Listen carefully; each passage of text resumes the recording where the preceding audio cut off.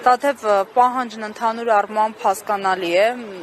ինչ է ակնկալում այսօր լսել դատախազությունից եւ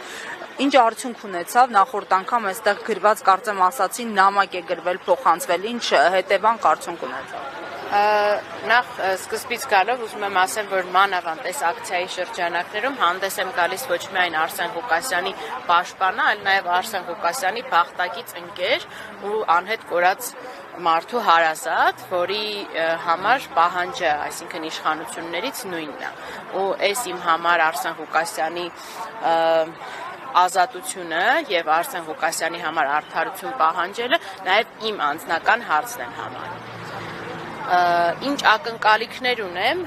ակնկալիքս մեկն է, որ ինչպիսի անհապաղությամբ, որ կայացվում են այդ որոշումները կալանավորման, նույնպիսի անհապաղությամբ քննության առարկա դառնան մեր կողմից ներկայացված առողջության վերաբերյալ անհետաձգելի ստուգումների եւ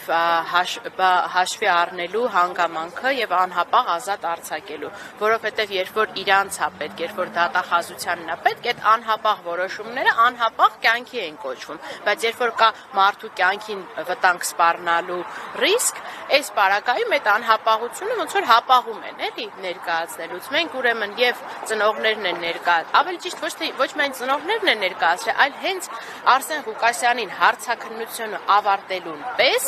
վարույթն իրականացնող մարմնին ներկայացվել են այդ բոլոր փաստաթղթերը։ Հենց ավարտվելուց առաջ, այսինքն հարցաքննությունից առաջ արդեն իսկ բժիշկը արձանագրել է, որ ինքը ունի նեղ մասնագետի ստուգման կարիք անհապաղ,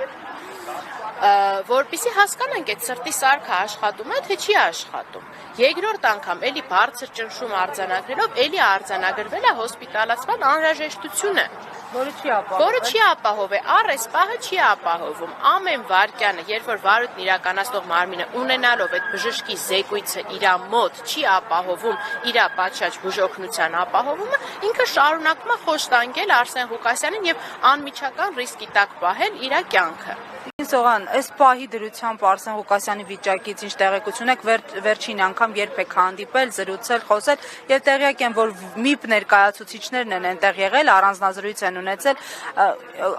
նրանք ինչ որ քայլեր ձեռնարկում են։ Ուրեմն Արսեն Ղուկասյանին վերջի անգամ տեսել եմ նախորդ օրը երեկոյան, դրա նախորդ օրը այցելել էին ՄԻՊ աշխատակիցները, արձանագրել են, այսինքն եւ Արսեն Ղուկասյանին ընդունելու պահի դրությամբ արձանագրվել է ոչ միայն Արսեն Ղուկասյանի գանգատները կապված իր սրտի հիվանդությունների հետ, այլև առերևույթ այդ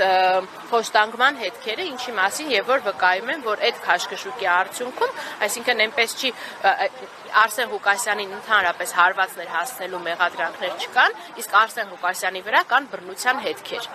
Արձանագրվել են այդ բռնության հետքերը, ՄԻՊ աշխատակիցները արձանագրել են նաև առերևույթ այն անհամապատասխանությունները, որոնք կան Արսեն Ղուկասյանի առողջական վիճակի եւ այդ պահման պայմանների հետ, ավել բաներ ես չեմ կարող նկարել, բայց ուզում եմ ասեմ, որ այդ մտահոգությունները շատ խորը եւ շատ առարկայական են եղել, որ անմիջապես զեկուցվել են եւ իրավասու մարմնին դատախազությանը իմանալով եւ պահանջել են պարզաբանումներ, թե ինչպես կարելի է այդ պարագայում մարդուն տանել այդ պահման վայրում։ Եվ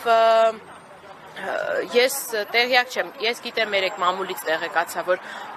դատախազությունը հայտարարել է, որ ընթացք է տվել այդ դիմումին, բայց առ այս պահը, այսինքն եթե հաշվենք արդեն երրորդ օրն է գալիս, երբ որ նաև առանձին են հիվանդության վերաբերյալ տեղեկանքները ներկայացրել, ես երեք ներկայացրել եմ, այսինքն նախորդ օրը երեկոյան էի ներկայացրել, աշխատանքային ժամը ավարտվել էր արդեն։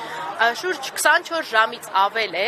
այդ անհապաղ միջնորդությունը գտնվում է դատախազության տիրապետության ներքո, բայց երբ որ իրանց պետք է այդ 24 ժամվա մեջ մարդու կալանքը կազմակերպում են, բայց կալանքից ազատ արձակելը ոչ։